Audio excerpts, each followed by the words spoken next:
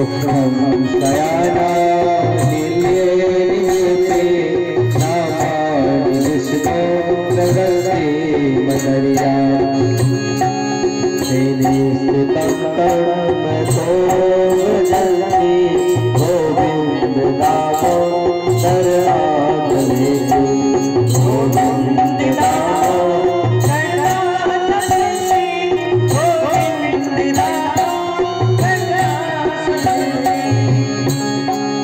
सुखा बसाने सुखदेव सारंग सुखा बसाने निज में विजय स्नेहा बसाने निज में जाप्य गोविंद दामो सर्वाग वेदी गोविंद दामो सर्वाग वेदी गोविंद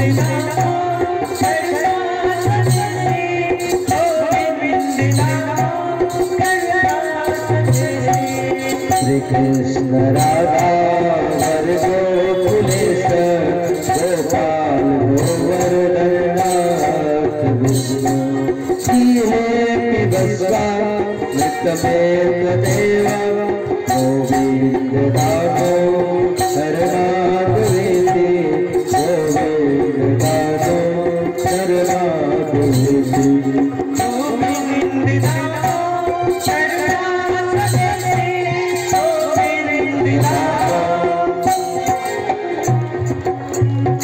इस प्रकार जब तक धूलि दिखाई दिया रथ का तब तक ब्रजवासी उनके पीछे गए। कभी ब्रजवासी क्या करते थे, रथ के आगे आ जाते थे और कहते थे कन्हैया यदि तू जाना चाहता है तो मेरे शरीर के ऊपर में रथ लेकर ले जाओ। इस प्रकार अयोध्यावासियों का दशा था भगवान राम के जाने के बाद में 14 वर्ष के लिए। उसी प्रकार आज ब्रजवासियों का गोपियों का दशा है। तो अंतिम में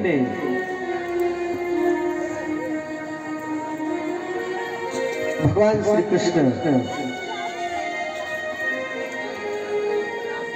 नंदवादी गोपों ने अपने अपने रथ में बच्चों को उनके पीछे लगा दिए। इसमें अनुराग रंग बिरंग में गोपियां अपने प्राण प्यारे के पास गई और उनकी चितवन भरी मुस्कान देखकर कुछ हर्षित हुई और अपने प्रीतम श्री श्याम सुंदर का कुछ संदेश पाने की आकांक्षा से वहीं खड़ी हो गई। यहाँ पर श्री सुखदेव कह रहे परिचित श्रीमती भगवान श्री कृष्ण ने देखा मेरे मथुरा जाने से गोपियों के हृदय बड़ी जलन हो रही है, कोई संतप्त हो रही है। उनके दूध के द्वारा मैं आऊं एक कह करके उन्हें सांत्वना दी। ये प्रेम संदेश भेजकर उन्हें धीरज बनाया और गोपियों को जब रथ की ध्वजा उड़ती हुई दिखती रही तब तक वह चित्र लिखी से वहीं खड़ी रही। कुंड अनंत थी ब्रह्ममुहूर्त में आकर विधि पूर्वक स्नान करने लगे। तो उसी समय उन्होंने जल के भीतर रथ में बैठे हुए दोनों भाइयों को देखा।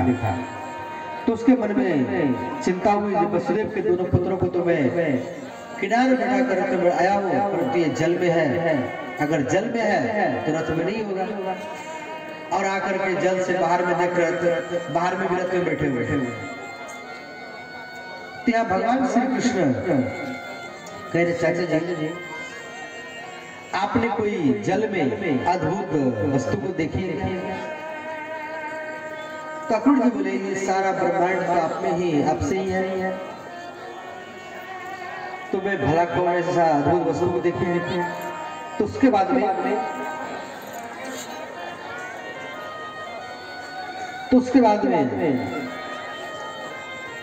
अक्रूर जी ने कहकर रथ हाँक दिया कि ढलते ढलते मथुरा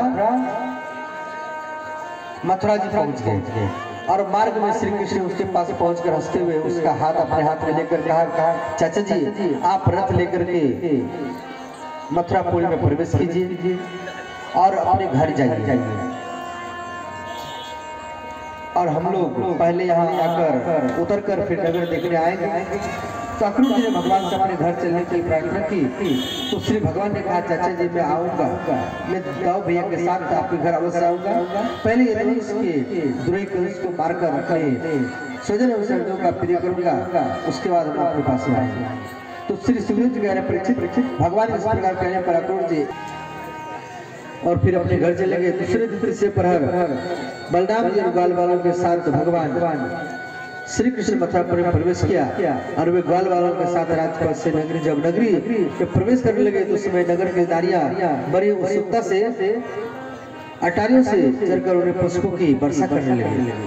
जिस प्रकार भगवान राम लक्ष्मण जनकपुर में आए थे विश्वामित्र जी के साथ में, तो अयोध्या की नारियां भगवान के ऊपर पुष्पों का वर्षा किए थे, उसी प्रकार आज मथुरा के नर नारियां बलराम श्री कृष्ण के ऊपर पुष्पों की वर्षा कर रहे हैं। और वो कहने लगे कि धन्य हो इनके माता पिता, धन्य हो इनके माता पिता, ऐसा पुत्र को जन्म दिया है। और उसके बाद में परमानंद देने वाले दोनों ब्रह्मों के स्वरों को दिखती रहती है। धन्य वो गोपियां जो इन दोनों किशोरों को देखती रहती है।